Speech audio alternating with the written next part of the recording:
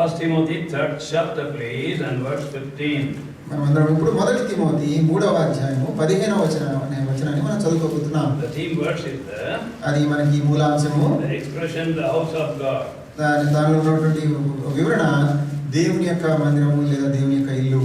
And 1 Timothy 3rd chapter please and verse 15. మొదటి Timothy మనమందరం కలిసి మొదటి తిమోతి రాసిన పత్రిక 3వ అధ్యాయము 15వ వచనము చదువుకుందాం. ఆయనను నేను ఆలస్యం చేసిన యెడల దేవుని మందిరములో అనగా జీవం గల దేవుని సంఘంలో జనులేలాను ప్రవర్తింపవలను అది నీకు తెలియవలనని ఈ సంగతులను నీకు రాయించున్నాను. ఆ సంఘము సత్యమునకు స్తంభము ఆధారమై ఉన్నది. Shall we look to the Lord for His grace so that we may hear His voice and obey Him? ప్రభు యొక్క కృప కొరకై ఆయనకు ప్రార్థిద్దాము, తద్వారా ఆయన స్వరం విని ఆయనకి లోబడినట్లుగా.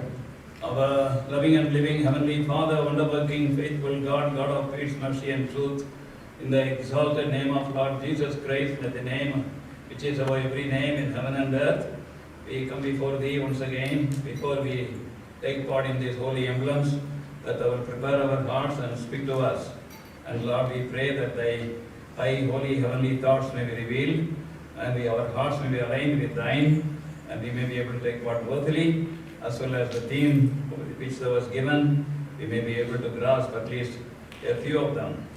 And committing all of us and Thy precious word into Thy loving hand, and especially both of us as we stand before Thy people, give us both the oneness of mind and thought, and also fill us both with the power of the Holy Spirit. Grant us every utterance.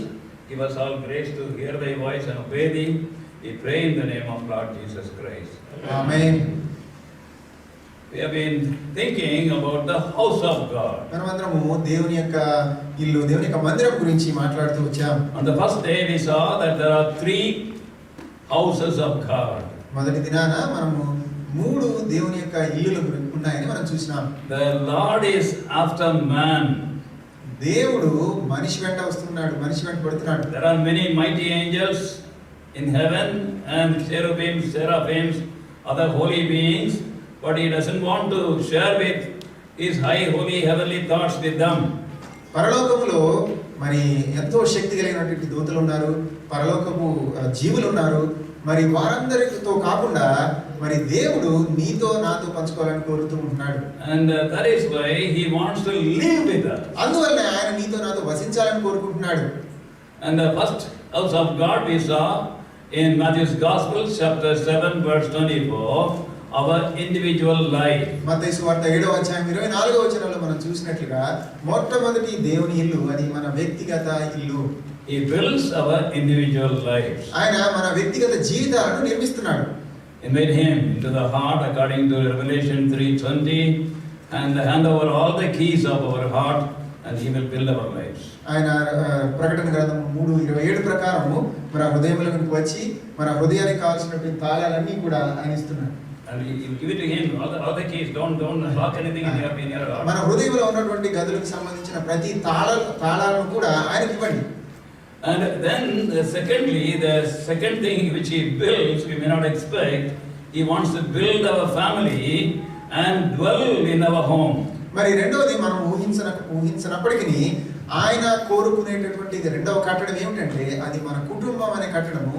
అందులో కూడా ఆయన వసించాలని కోరుకుంటున్నాడు. The most holy place, the sanctum sanctorum, that is our family. అత్యంత పరిశుద్ధమైనది, పరిశుద్ధమైన స్థలము అది మన కుటుంబం. God's greatest gift to every one of us is our husband, our wife and our children.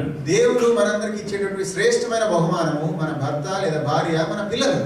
And we have to know the purpose of God, and also we have to know our responsibilities in building the house of God, our family, according to the plan of God and with the help of God. మరి దేవుడు మనకి ఎన్నో గొప్ప ప్రణాళికలు, ఉద్దేశాలు కలిగి ఉన్నాడు.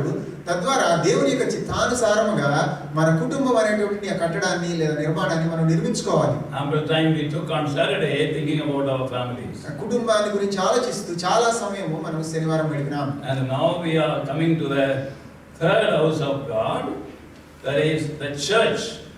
ఇప్పుడు మనము దేవుని యొక్క 3వ ఇల్లు అనగా సంఘం గురించి మాట్లాడబోతున్నాం. Because the church is the only thing which is in the scripture telling us in Ephesians 1:23 we find the fullness of God is only in the church. ఎందుకనగా ఎఫెసీయులకు రాసిన పత్రిక మొదటి అధ్యాయం 23 ప్రకారం లేఖనాల్లో చెప్పేది ఏమిటంటే దేవుని యొక్క సంపూర్ణత కేవలం సంఘంలో మాత్రమే మనం చూడగలం. His love, His glory, His power, and also all the blessings of God in the house of God. ఆయన యొక్క ప్రేమ, ఆయన యొక్క మహిమ, ఆయన యొక్క శక్తి, అదే విధంగా ఆశీర్వాదాలన్నీ కూడా మనం దేవుని యొక్క మందిరంలో మాత్రమే పొందగలం. It is a pity many believers today they do not know, they do not want to know the importance of the house of God, the church in their life. ఎంతో దురదృష్టకరమైన విషయం ఏంటంటే విశ్వాసులు ఈ దినములో దేవుని యొక్క సంఘానికి ఉన్నటువంటి ప్రాముఖ్యతను తెలుసుకోవాలని కానీ లేదా దాని గురించి వినాలని కానీ వారు ఏమాత్రం ఇష్టపడరు, ఆసక్తి చూపించరు. We have seen at least two of the meditations yesterday, I think. నిన్నటి దినాన మనం దానికి సంబంధించిన రెండు ధ్యానాలు మనం చూసినాం. One is the introduction. మొట్టమొదటిగా అది ఉపోద్ఘాతం. Two kinds of churches the Holy Bible speaks about. పరిశుద్ధ గ్రంథం రెండు రకాల సంఘాల గురించి మాట్లాడుతుంది. And one is the universal church, for convenience we call like that.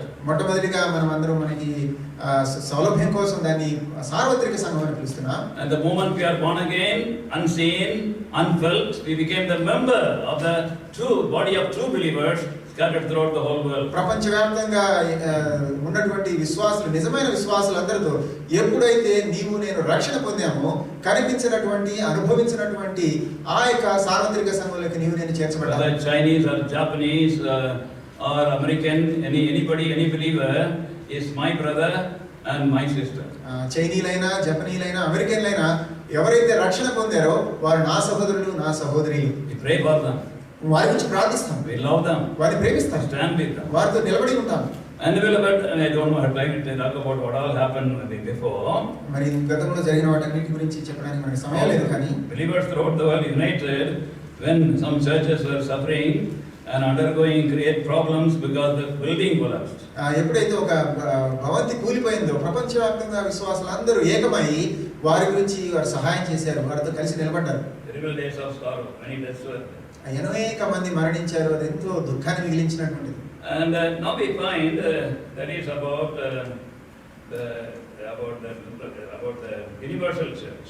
ఇప్పుడు మనము సార్వత్రిక సంఘం గురించి మాట్లాడుతున్నాం. There is also the local church in the Holy Bible. అదే రీతిగా పరిశుద్ధ గ్రంథములో స్థానిక సంఘం గురించి కూడా రాయబడి ఉంది. We read about it in book of Acts chapter 2 verse 47. మనం దాని గురించి అపోస్తల కార్యములు 2వ అధ్యాయం 42వ వచనంలో మనం చూస్తాం. The Lord daily added to the church such as should be saved. రక్షణ పొందిన వారిని ప్రభువారు అనుదినము వారి సంఘంలో చేర్చినారు. That is the local church. అది స్థానిక సంఘము. And why he adds us to the local church?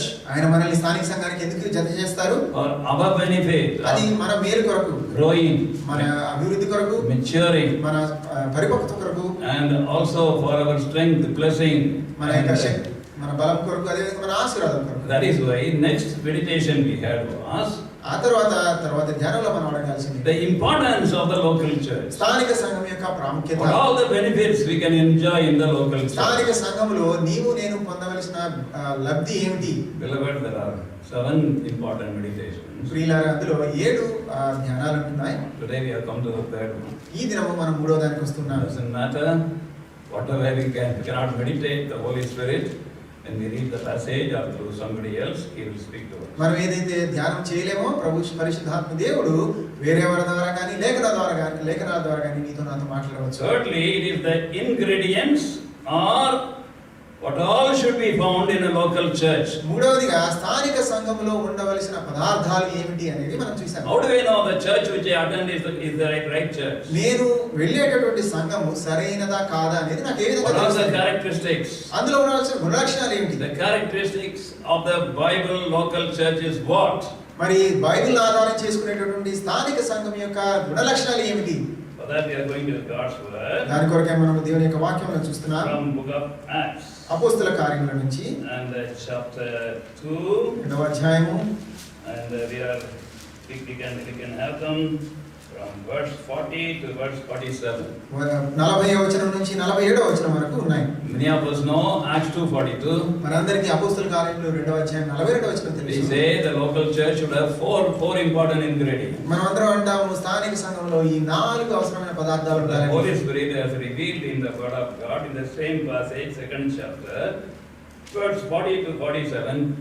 10 important ingredients. అదే పరిశుద్ధాత్మ దేవుడు అపోస్తల కార్యములు 2వ అధ్యాయం 42 నుంచి 47 వచనం వరకు 10 ఆవశ్యకమైన పదార్థాలు స్థానిక సంఘంలో ఉండవలసినవి మనకు బయలుపరిచాడు. Ingredients in biblical local church. స్థానికంగా ఉండేటువంటి సంఘము, బైబిల్ ఆధారం చేసుకునేటటువంటి సంఘంలో ఉండవలసినటువంటి The saved and separated people are the members of the church. ఎవరైతే రక్షణ పొందుతారో, ఎవరైతే వేరు చేయబడ్డారో వారు స్థానిక సంఘంలో సభ్యులు. And verse 40 and verse 47 of 2nd chapter. 40వ వచనంలో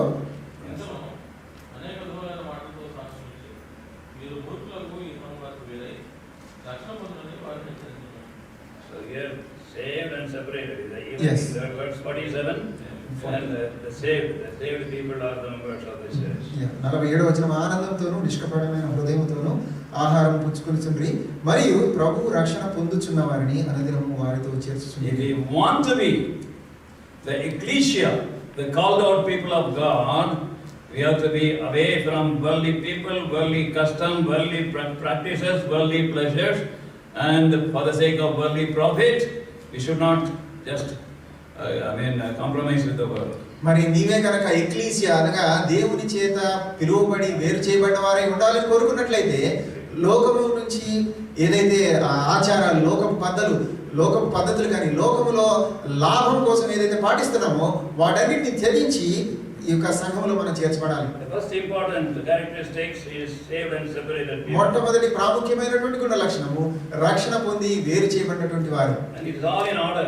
And the verse 41 Acts 2. అవన్నీ కూడా ఒక క్రమంలో ఉన్నవి. 41వ వచనము, కాబట్టి అతని వాక్యమును అంగీకరించిన వారు బాప్తిస్మం పొందిరి, ఆ దినమందు ఇంచుమించు 3000 మంది చేర్చబడిరి. And the next one is in the biblical local church, baptism should be preached and practiced. స్థానికమైన సంఘంలో బైబిల్ ఆధారం చేసుకునే స్థానిక సంఘంలో బాప్తిస్మం గురించి బోధించబడాలి. ఆ విధంగా బాప్తిస్మాలు ఇవ్వాలి. Oh, my forefathers never practiced it. మరి నా పితరులు ఎవరు దాన్ని ఆచరించలేదు. And I can be a believer even without baptism. నేను బాప్తిస్మం లేకుండా కూడా విశ్వాసిగా ఉండగలను. It was Brother Bhaksin who counseled me for baptism. నన్ను సహోదరుడు భక్సింగ్ గారే నాకు ఆలోచన చెప్పి నాకు సలహా ఇచ్చి బాప్తిస్మం తీసుకోవడానికి ప్రోత్సహించారు. And he said he used to argue with people. Without baptism also I am a believer, I will come to heaven. ఆయన ఇతరులందరితో కూడా ఈ విధంగా వాదన చేశారు, నేను బాప్తిస్మం లేకుండానే పరలోకానికి వెళ్తానని. But the Lord spoke to him, if I to set up example for you, I who do not have any need to take baptism, I took baptism for you.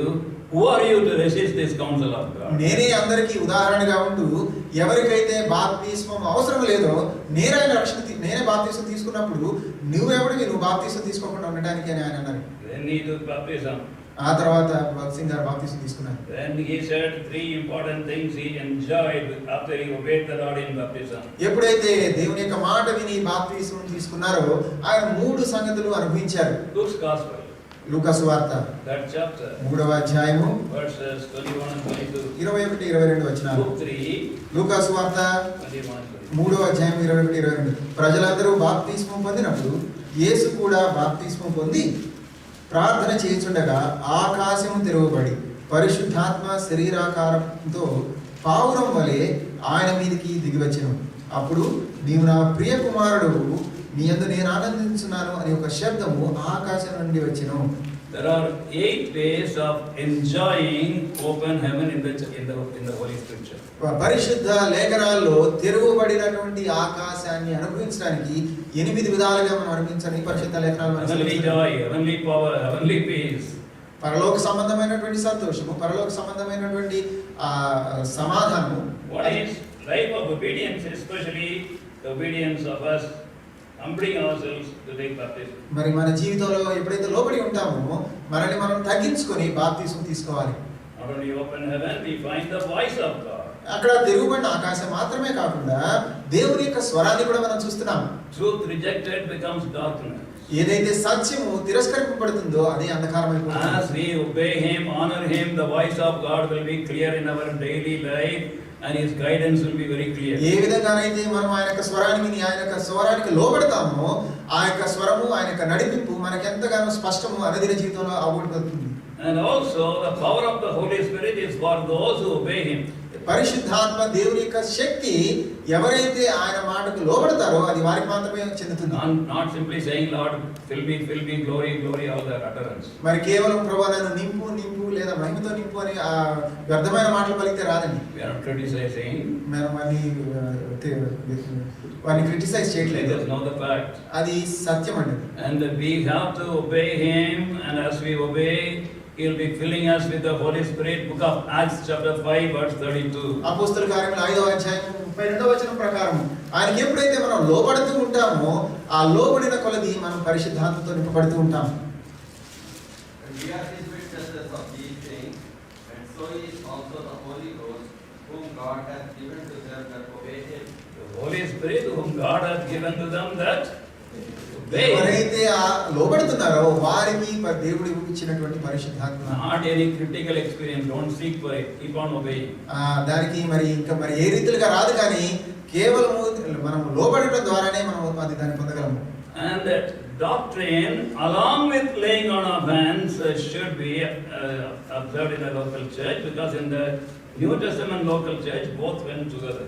మరి ఈ బోధ అదే విధంగా హస్త నిక్షేపణ అనేది స్థానిక సంఘంలో రెండు జత చేయబడి కలిసి వెళ్ళవలసినటువంటిది. Baptism and the laying on of hands. అవి ఏమిటంటే బాప్తిస్మము అదే విధంగా హస్త నిక్షేపణ. They are all not ceremonies. ఇవన్నీ కేవలం ఏదో ఆచారాలు చేయవలసిన పద్ధతులు కాదు, కానీ And these are all ordinances of God in the local church. స్థానిక సంఘములో దేవుడు నియమించినటువంటి నియమాలు. హెబ్రీయులకు రాసిన పత్రిక 6వ అధ్యాయం 2వ వచనం. హెబ్రీయులకు రాసిన పత్రిక 6వ అధ్యాయం 2వ వచనం. క్రీస్తును గూర్చిన మూలోపదేశము మాని సంపూర్ణుల మగుటకు సాగిపోదము. కాబట్టి నిర్జీవ క్రియలను విడిచి మారు మనసు పొందుటయు దేవుని యందలి విశ్వాసమును బాప్తిస్మములను గూర్చిన బోధయు హస్త నిక్షేపణమును మృతుల పునరుద్ధానమును నిత్యమైన తీర్పును అని పునాది మరలా వేయక. And the main reason for laying on of hands is the church is telling, we receive you, we identify with you. మరి మనం హస్త నిక్షేపణ చేయడానికి ప్రాముఖ్యమైన కారణం ఏమిటంటే ఆ విధంగా చేయవేయటం ద్వారా నేను నిన్ను స్వీకరిస్తున్నాము, మా కుటుంబంలోకి ఆహ్వానిస్తున్నామని. And your problems are the church నీ problems. సమస్యలు ఏవైతే ఉన్నాయో అవన్నీ కూడా సంఘం యొక్క సమస్యలు. నువ్వు ఒక్కడి ఏకాంతంగా కాదు. One of the meaning of laying on of hands in the Bible is identify. మరి హస్త నిక్షేపణ అనే దానికి పరిశుద్ధ గ్రంథంలో ఇవ్వబడినటువంటి ఒక అర్థం ఏమిటంటే మనము ఐక్యపరచుకోవడం. Then the baptism, it should be only by immersion. మరి అదే విధంగా బాప్తిజం అనేది కేవలము ముంచడం ద్వారా చేయవలసినది, not sprinkling. చిలకరించడం కాదండి. And because it is said baptizo, a word from Greek, dipping fully. మరి బాప్తిజం అనేది బ్యాప్టైజో అనే గ్రీక్ పదం నుంచి వచ్చింది. అది సంపూర్తిగా ముంచడం దాని అర్థం. Taking part and identifying in the death, burial and resurrection of the Lord. ప్రభువారి యొక్క మరణ భూస్థాపన పునరుద్ధానంలో నీవు నేను ఐక్యం చేసుకోవడమే బాప్తిజం. And then we find also about third important ingredient is apostles' doctrine. ఆ తర్వాత మనము చూసే మూడవ ప్రాముఖ్యమైన పదార్థం ఏమిటంటే స్థానిక సంఘంలో ఉండవలసింది అపోస్తలుల బోధ. Verse 42. 42వ వచనం, అపోస్తల కార్యములు 2వ అధ్యాయం 42వ వచనం. The full Bible. అది సంపూర్ణమైనటువంటి పరిశుద్ధ గ్రంథం. And the full Bible, in the Holy Bible, from Genesis 1 to Revelation 22. ఆదికాండం 1వ అధ్యాయం నుంచి ప్రకటన గ్రంథం 22 వరకు సంపూర్ణమైనటువంటి పరిశుద్ధ గ్రంథం. All the counterfeit teachings which is to teach, which is to cheat the believers, came out of taking one verse from one portion, taking another verse from another portion, and like that they are all mixed up. మరి ఏదైతే విశ్వాసులను లేదా ప్రజలను మోసపుచ్చడానికి వచ్చే బోధలన్నీ కూడా ఒక్కొక్క అధ్యాయంలో ఒక వచనాన్ని తీసుకోవటము, ఇంకొక అధ్యాయంలో ఇంకొక వచనాన్ని తీసుకొని తమకు ఇష్టమైన రీతిలో వాటిని తీసుకొని ప్రజలు మోసపుచ్చుతున్నారు. Not the whole truth. అది సంపూర్ణమైన సత్యం కాదు. Taking the truth and then twisting it according to their advantage. వారికి ఉన్నటువంటి అవసరాన్ని నిమిత్తము సత్యాన్ని తీసుకొని సత్యాన్ని వక్రీకరిస్తారు. That is why systematic understanding of God's word is necessary. అందువల్లనే ఒక క్రమమైన పద్ధతిలో దేవుని యొక్క వాక్యాన్ని అర్థం చేసుకోవడం ఎంత ఆవశ్యకం. Comparing scripture with scripture. లేఖన భాగాలను ఒకదానితో ఒకటి పోల్చుకుంటూ. Not dreams. అవి కళ్ళు కాదు. Not visions. అవి మనకు వచ్చే దర్శనాలు కాదు. Not voices. మరి మనకు వినేటువంటి స్వరాలు కాదు. One particular Christian denomination is born out of the dream of a very, very pious woman. ఒక ఎంతో భక్తి కలిగినటువంటి క్రైస్తవ స్త్రీ యొక్క నుంచి వచ్చినటువంటి ఒక క్రైస్తవ డినామినేషన్ శాఖ. And it came out. అది ఆమె నుంచి వచ్చింది. Not because of Bible. అది పరిశుద్ధ గ్రంథం నుంచి వచ్చింది. She saw in the dream God weeping. ఆమె కలలో మరి దేవుడు ఏడుస్తున్నట్టుగా చూసింది. God said it is because the people forgot the fourth commandment, I am weeping. ఎందుకంటే ప్రజలందరూ దేవుడు ఇచ్చినటువంటి 4వ ఆజ్ఞను మర్చిపోయారు కాబట్టి అందుని బట్టి నేను ఏడుస్తున్నాను. I don't want to tell the name of the denomination, all of us know it, and that is the seventh day they glorified. That is born out of a very pious woman, Ellen G. White, her dream. Ellen G. White అనేటువంటి ఎంతో భక్తి కలిగిన స్త్రీ ఆమె ఈ seventh day అనేటువంటి శాఖను క్రైస్తవ శాఖను తను ప్రారంభించింది. That is why it should be what is practiced in the church. అందువల్లనే దేవుని యొక్క వాక్యము సంఘములో అది నెరవేర్చబడాలి. The whole truth. అది సంపూర్ణమైన సత్యం. Fourthly, fellowship. 4వది సహవాసం. And we find in verse 42 that verse, Acts 2:42. అది మనము అపోస్తల కార్యములు 2వ అధ్యాయం 42వ వచనంలో చూస్తాం. And in the Greek word is koinonia. The Greek అనే గ్రీక్ కు సంబంధించిన పదం ఏంటి? koinonia. Koinonia means having things in common. koinonia అనగా ఉమ్మడిగా కలిసి ఉన్నటువంటి వస్తువులు. And we always say my things and ours and mine and ours very common, but believers they had all things in common. Your problems, my problem, your tears, my tears. If you don't eat, I don't want to eat, I will share with you. మరి మనమందరం సాధారణంగా నాది మనది అని చెప్తూ ఉంటాం, కానీ ఆది సంఘంలో ఉన్నటువంటి క్రైస్తవులు చెప్పేది ఏమిటంటే నీకున్న సమస్యలు నాకున్న అవి నా సమస్యలు, నీ కన్నీళ్ళే నా కన్నీళ్ళు, నీవు తినకపోతే నేను తినను అని వారు చెప్పిన వారుగా ఉన్నారు. Why I am in this church? నేను ఎందుకు ఈ సంఘంలో ఉన్నాను? When I came to this church, I did not know much teaching. నేను ఈ సంఘంలోకి ఎప్పుడైతే వచ్చానో నాకు బోధించడం ఎక్కువగా Not because of big preaching. నేను గొప్ప ప్రవక్తలు లేదా బోధించడం ద్వారా కాదు. Because people shared my difficulty. ఎందుకంటే అక్కడ ఉన్నటువంటి ప్రజలు నాకున్న కష్టాల్లో వారు పాలుపంపులు పొందారు. The last degree I had, and for getting that degree, a believer was responsible in Jehoshaphat Chennai. మరి యెహోషాఫాత్ చెన్నైలో ఉన్నటువంటి ఒక విశ్వాసి నేను ఏదైతే చివరి డిగ్రీ పొందానో దానికి ఆయన కారణం. And he came and asked me, I didn't go and ask, came and asked me, God is speaking, and then you join this, I will support you in hostel fees and all the fees. నేనేమి అడగకపోయినప్పటికీ ఆ వ్యక్తి వచ్చి దేవుడు నన్ను పురికొల్పాడు, నువ్వు ఈ కోర్సులో join అవ్వు, నేను దీనికి కావాల్సిన ఖర్చు అంతా నేనే భరిస్తానని ఆ విశ్వాసి చెప్పాడు. Practical Christianity. అది ఆచరణకు మాత్రమే. That is fellowship. అదే సహవాసము. They are equally important. అందరూ సమానులమే. Equally precious. అందరూ ఎంతో ప్రాముఖ్యమైన ప్రశస్తమైన వారు. Equally necessary. అందరూ అవసరమైనటువంటి high caste, low caste. పెద్ద కులము తక్కువ కులమని లేదు. Not educated, uneducated. చదువుకున్న వారు లేదా పామరులని లేదు. Not high or low. గొప్పవారు తక్కువ వారని లేదు. And that is fellowship. అదే సహవాసం. Fifthly, 5వది breaking of bread. అది రొట్టె విరుచుట. And one of the two ordinances given to the church by the Lord Jesus Christ is breaking of bread. మరి ప్రభువైన యేసుక్రీస్తు ద్వారా సంఘానికి ఇవ్వబడినటువంటి 2 నియామకాల్లో ఉన్నటువంటిది మొట్టమొదటిది, అందులో ఒకటి రొట్టె విరుచుట. One is baptism. ఒకటి బాప్తిస్మము. And the second ordinance, that is not optional, that is compulsory, is the Lord's table to be observed by believers on every Lord's day and preparing themselves for the soon coming of the Lord Jesus Christ. మరి ప్రభువారు ఇచ్చినటువంటి రెండవ నియామకము ఇది ఐచ్ఛికం కాదు, అందరూ చేయవలసింది. అదేమిటంటే ప్రభువారి రాకడ కొరకై సిద్ధపడుతూ పరిశుద్ధ దేవుని యొక్క రొట్టెలో మనము పాల్గొంటున్నాము. And we remember his death. ఆయన మరణాన్ని మనం జ్ఞాపకం చేసుకుంటాం. And the most shameful death for us. మన కొరకు ఎంత హీనమైనటువంటిది. And we search our lives. ఆయన మన జీవితాలు మనం పరీక్షించుకుంటాం, మనం తగ్గించుకుంటాం. Confess our failures to God, confess to one another. మరి ఒకరికొకరు ఒప్పుకుంటూ మన పాపాలను దేవుని ఎదుట ఒప్పుకుంటాం. Being ready to be raptured. ఎత్తబడడానికి సిద్ధపడతాం. And that is the meaning of breaking of bread. దాని అర్థమే రొట్టె విరుచుట. అదే దాని రొట్టె విరుచుట. No time, there are 8 blessings in taking part in the Lord's table systematically, regularly and worthily. మరి రొట్టె విరుచుట యందు 8 రొట్టె విరుచుట ద్వారా అది క్రమమైన పద్ధతిలో అది మనకి 8 ఆశీర్వాదాలు పొందగలము. అయితే వాటన్నిటిని ధ్యానం చేయడానికి మనకి సమయం లేదు. And sixthly, 6వదిగా praises. స్తుతులు. Praises is there. అక్కడ స్తుతి అనేది ఉందండి. Prayers only is there. అక్కడ ప్రార్థన మాత్రమే ఉంది కదా.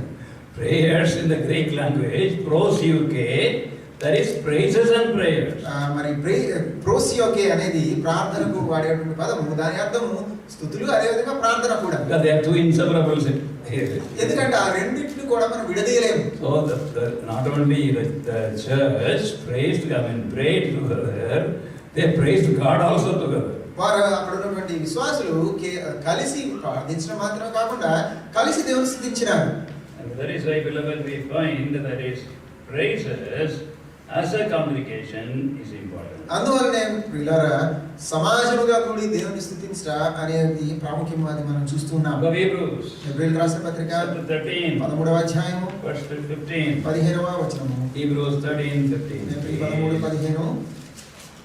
By him therefore let us offer the sacrifice of praise to God continually.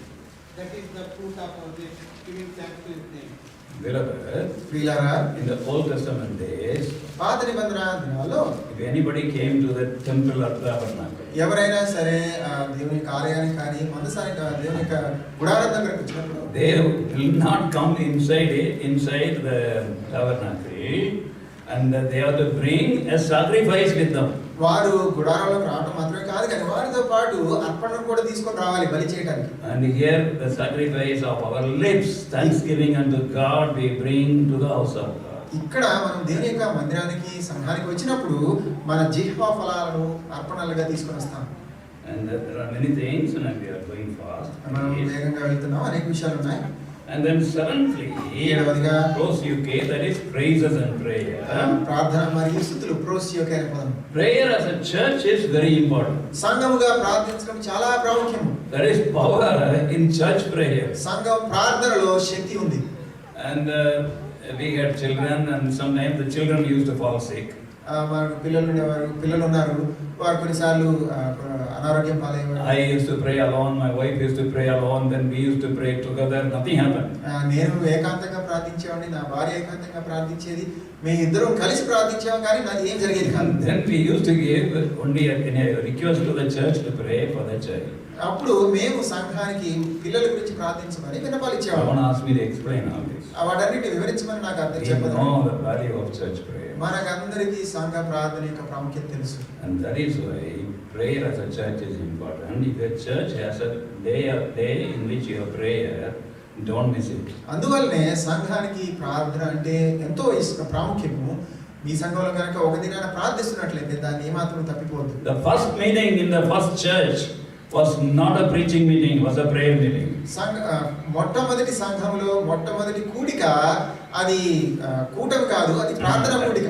Yeah, that is not the preaching church. అది బోధించేటటువంటి కూడిక. Preaching meeting, and it is prayer meeting. అది ప్రార్థన కూడిక. Acts 1:14 is a prayer meeting. అది అపోస్తలుల కార్యములు మొదటి అధ్యాయం 14వ వచనం. And Acts 2:14 was a preaching meeting. అపోస్తలుల కార్యములు 2:14 అది బోధించేటటువంటి The కూడిక. problem nowadays is we have more preaching and less prayer. ఈ దినాల్లో ఉన్న సమస్య ఏమిటంటే మనం ఎక్కువగా బోధిస్తున్నాము, తక్కువగా ప్రార్థిస్తున్నాము. Book of Acts, అపోస్తలుల కార్యములు 6th chapter, 6వ అధ్యాయం 4th verse. 4వ వచనం. Acts 6:4, please. అయితే మేము ప్రార్థన యందును వాక్య పరిచర్య యందును ఎడతెగక యుందుమని చెప్పిరి. So, what is first? మొట్టమొదటి ఏంటంటే Prayer. ప్రార్థన అనేది మొట్టమొదటి కాదు. And nowadays we are putting this upside down. మనం దాన్ని తలకిందులుగా చేస్తున్నాం ఈ దినాల్లో. Too much of preaching. ఎక్కువగా బోధిస్తున్నాం. And gathering together as a church, praying, as leaders praying. Our references, I don't have time to just discuss, meditate with you. Paul the Apostle prayed with the elders and prayed with the believers, prayed on the seashore. But nowadays we people, including myself also, I am guilty. Prayer has become less. మరి ఈ దినాల్లో నా మటుకు నేను చూసుకున్నా కానీ మన అందరి జీవితాల్లో చూసుకున్నా కానీ ప్రార్థన గడిపే సమయం చాలా తగ్గిపోతుంది. లేఖన భాగాల్లో అనేకమైన రిఫరెన్స్లు ఉన్నాయి. అపోస్తలుడైన పౌలు విశ్వాసుల సంఘ పెద్దలతో ప్రార్థించాడు, సంఘంతో ప్రార్థించాడు, సముద్రపు ఒడ్డున ప్రార్థించాడు. అయితే మనమందరం అంతగా ప్రార్థించలేకపోతున్నాం. So the seventh characteristics of a local church is prayers as a church. స్థానిక సంఘంలో ఉండేటువంటి 7వ గుణ లక్షణము స్థానిక సంఘంలో చేసేటువంటి ప్రార్థన. Only one we want to mention and pass on. ఒకటి మాత్రం చెప్పి మనం వెళ్ళాలనుకుంటున్నాం. There is, we find it in Matthew's Gospel, chapter 18, verse 18. Matthew 18:18. అది మనం మత్తయి సువార్త 18వ అధ్యాయం 18వ వచనంలో చూస్తున్నాము. Matthew 18:18. మీరు భూమి మీద వేటిని బంధింతురో అవి పరలోకమందును బంధింపబడును, భూమి మీద మీరు వేటిని విప్పుదురో అవి పరలోకమందును విప్పబడునని మీతో నిశ్చయముగా It is చెప్పుచున్నాను. given for an individual or for a group? ఇది ఒక వ్యక్తికి ఇవ్వబడిందా లేదా ఒక బృందానికి ఇవ్వబడిందా? Huh? Group, yes. అది ఒక బృందానికి, ఒక గుంపుకి It ఇవ్వబడింది. is to the church. అది సంఘానికి ఇవ్వబడింది. Not I bind. Not I bind. నేను ఒక్కడి వ్యక్తిగతంగా బంధించడం కాదు, We bind. మనమందరం కలిసి Both బంధిస్తాం. the church, suppose it is not possible for me to be in the church, on behalf of the church we can bind. నేను వ్యక్తిగతంగా సంఘంలో లేకపోయినప్పటికీ సంఘపక్షంగా నేను బంధించవచ్చు. The authority the Lord gave to the church in that verse. ఆ యొక్క వచనంలో ప్రభువారు దేవుడు సంఘానికి ఆ అధికారం ఇచ్చినారు. And the next one is sharing. ఆ తర్వాత ఇచ్చిపుచ్చుకోవడం లేదా పంచుకోవడం. Acts 2:44. అపొస్తలుల కార్యములు 2:44. విశ్వసించిన వారందరూ ఏకముగా కూడి తమకు కలిగినదంతయు సమష్టిగా ఉంచుకొనిరి. And we have to share, because sharing is a spiritual gift mentioned in the scripture. మనమందరం కూడా ఒకరితో ఒకరు పంచుకోవాలి. ఎందుకంటే పంచుకోవడం అనేది ఆత్మీయంగా దేవుడు మనకి ఇచ్చినటువంటి వరం. Yes. Book of Romans chapter 12 verse 8 and 13. రోమీయులకు రాసిన పత్రిక 12వ అధ్యాయము 18, 19 వచనాలు. Yeah, 8 and 13. కమిసారి 8, 10, 13. And then secondly, రెండవదిగా it's one of the spiritual sacrifices. మనం ఇచ్చేటటువంటి ఆత్మీయమైనటువంటి అర్పణ. Hebrews 13:16. హెబ్రీయులకు రాసిన పత్రిక 13, 16. Hebrews 13:16. Spiritual sacrifice. అది మన ఆత్మీయమైనటువంటి అర్పణ. Thirdly, మూడవదిగా, and the service for God, one of them is serving God with our substance. మరి దేవునికి మనం చేసేటటువంటి సేవ అది Yeah. ఒక విధంగా చేసేది ఏమిటంటే దేవుడు నీకు నాకు ఏదైతే ఇచ్చాడో దాన్ని ఇతరులకు పంచుకోవడం ద్వారా. Luke's Gospel chapter 8 and verse 3 we find లూకా సువార్త 8వ అధ్యాయం 3వ వచనాన్ని మనం చూస్తాం. the sisters ministered to the Lord with their substance. అక్కడ ఉన్నటువంటి సహోదరులు వారికి కలిగిన దానితో ప్రభు వారికి సేవ చేస్తున్నారు. Ministered unto the Lord. ప్రభు వారికే వారు సేవ చేశారు. And beloved, all these three reasons show us sharing is important in a believer's life. ప్రియులారా, ఈ మూడు కారణాలు మనం చూసినప్పుడు విశ్వాస జీవితంలో పంచుకోవడం అనేది ఎంత ప్రాముఖ్యం మనం తెలుసుకోవచ్చు. Then in the New Testament church, ఆ తర్వాత నూతన నిబంధన సంఘంలో, and the next one is verse 46, ఆ తర్వాత 46వ వచనము, with one accord. వారందరూ ఏక మనస్కులయ్యారు. And that we find in Acts 1:14. అది మనం అపోస్తల కార్యములు 1:14లో We are not reading. మనం చదవట్లేదు. If you want, some of you are noting. If you want, note down. కొంతమంది నోట్ చేసుకుంటున్నారు, కావాలంటే నోట్ చేసుకోండి. Acts 1:14. అపోస్తల కార్యములు 1:14, Acts 2:1. అపోస్తల కార్యములు 2:1, Acts 4:24. అపోస్తల కార్యములు 4:24, Acts 5:12. అపోస్తల కార్యములు 5:12, Acts 15:26. అపోస్తల కార్యములు 15:26. One accord, one accord, one accord. ఏక మనస్కులు, ఏక మనస్కులు, ఏక మనస్కులు. And beloved, we have many likes and dislikes. ప్రియులారా, మనకి అనేకమైన ఇష్టాలు ఉన్నాయి, అయిష్టాలు ఉన్నాయి. Our backgrounds are different. మన యొక్క నేపథ్యాలన్నీ వేరువేరుగా ఉన్నాయి. But the Lord can unite us together, and with one accord we can come for prayer as a church. అయితే ప్రభువారు మనలందరినీ ఐక్యపరిచి ఏకం చేసి మనమందరము ప్రార్థనకు రావచ్చు, ఏక మనసుతో, ఏకాలోచన. Book of Acts, అపోస్తల కార్యములు first chapter, 1వ అధ్యాయము verses 13 and 14. 13, 14 వచనాలు.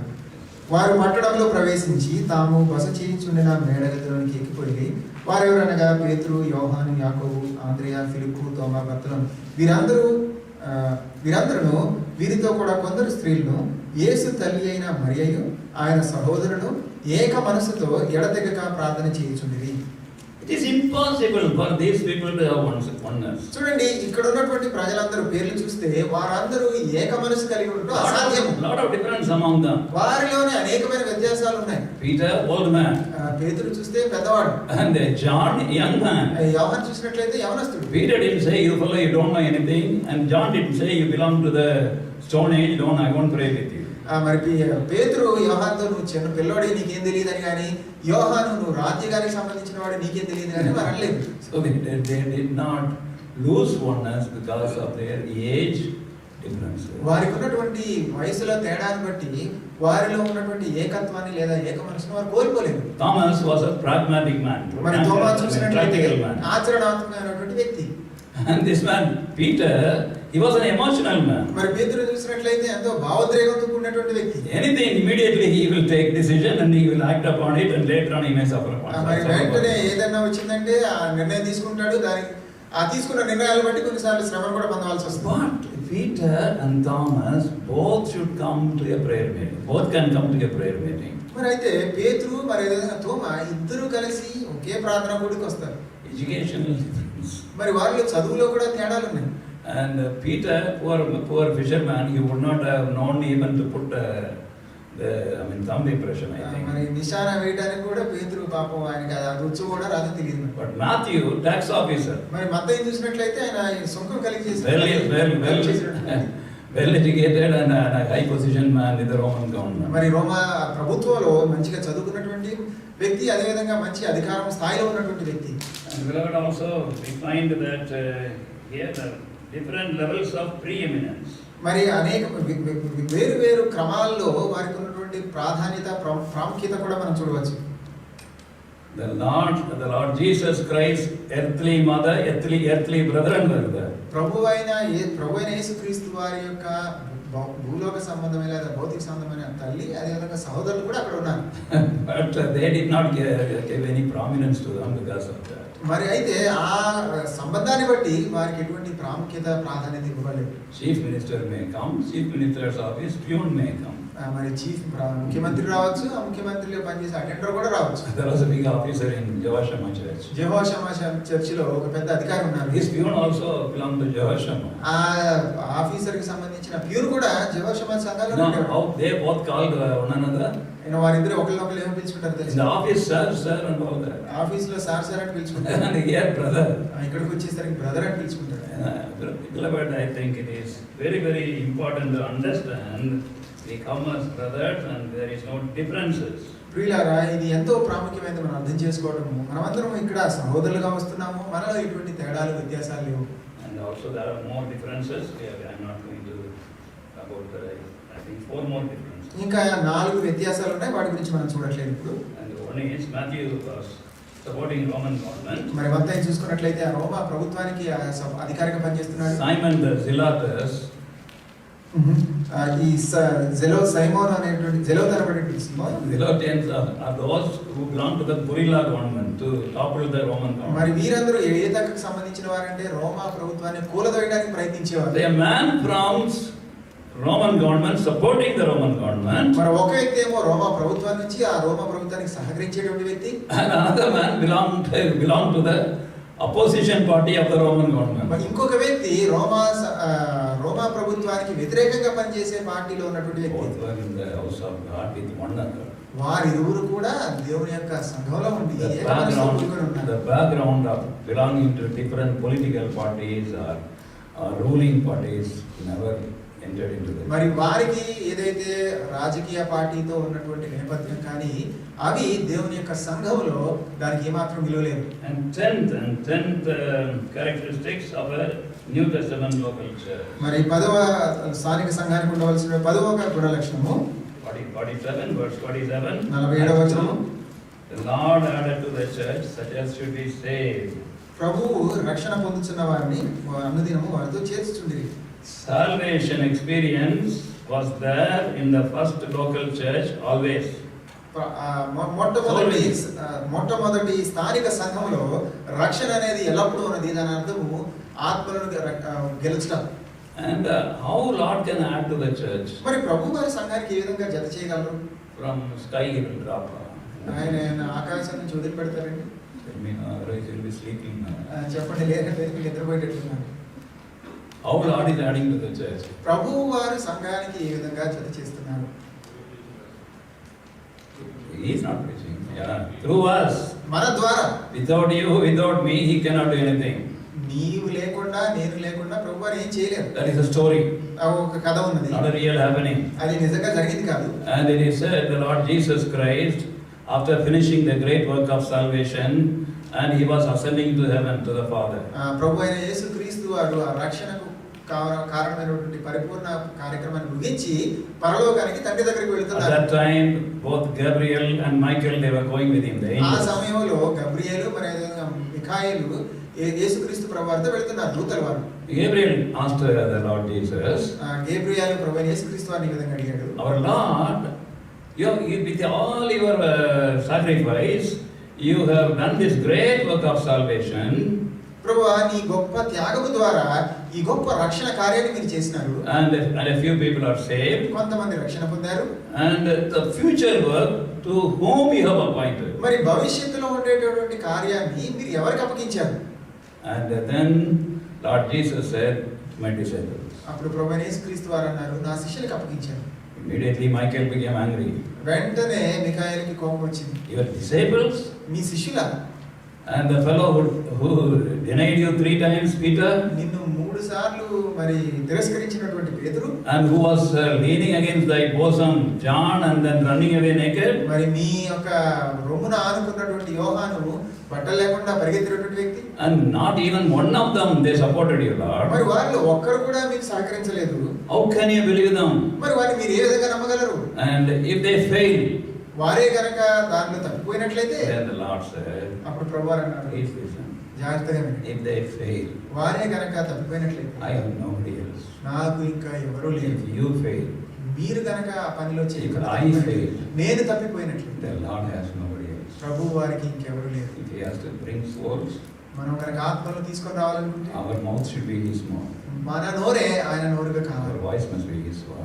మన స్వరమే ఆయన స్వరంగా Our కావాలి. eyes should be His eyes. మన కన్నులే ఆయన కన్నులుగా కావాలి. Now to continue the great work is depending on you and me. ఈ గొప్ప పని చేయడానికి నీ మీద నా మీద అది ఆధారపడి ఉంది. These should be the 10 characteristics of the local church. ఇది స్థానిక సంఘంలో ఉండవలసినటువంటి 10 గుణ లక్షణాలు. Heavenly Father, commit Thy precious word, water it, preserve it, and use it for Thy glory in our hearts and through us. Pray in the name of Lord Jesus Christ. Amen. Amen.